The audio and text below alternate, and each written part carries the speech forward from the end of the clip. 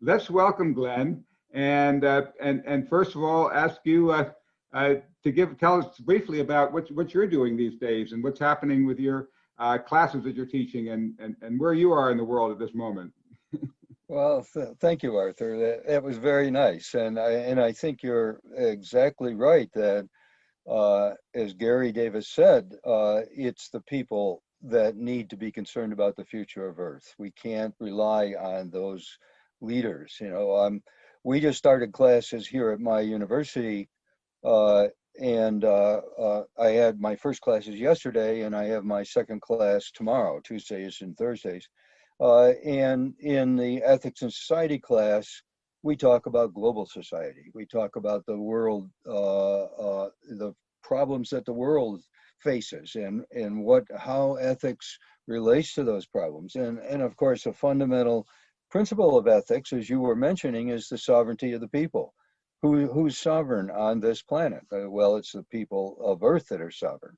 So today, many people are kind of heaving a sigh of relief. It seemed like we might have been teetering on the edge of a possible civil war in the U.S. We've been teetering on the verge of possible authoritarianism, and yet, is this really a time for us to decide with relief and say, okay, well, it's taken care of. We can turn our attention back to the other immediate things, or what is the state of the world today?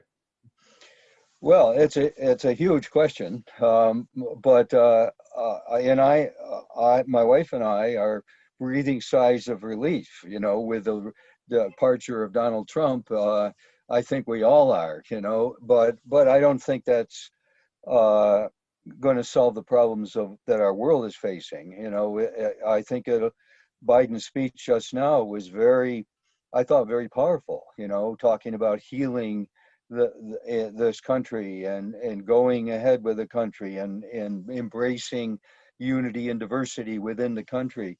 But Joe Biden himself, let's face it, is a war criminal. Right? He was fundamental in the invasion and destruction of Iraq in 2003, and there's a huge disjunction, a huge contradiction between even the vision of the Democratic Party within the United States and the foreign policy of the United States, which does not operate around unity and diversity, but operates out of power relationships and the self-interest of the United States, economically, politically, militarily, and so on.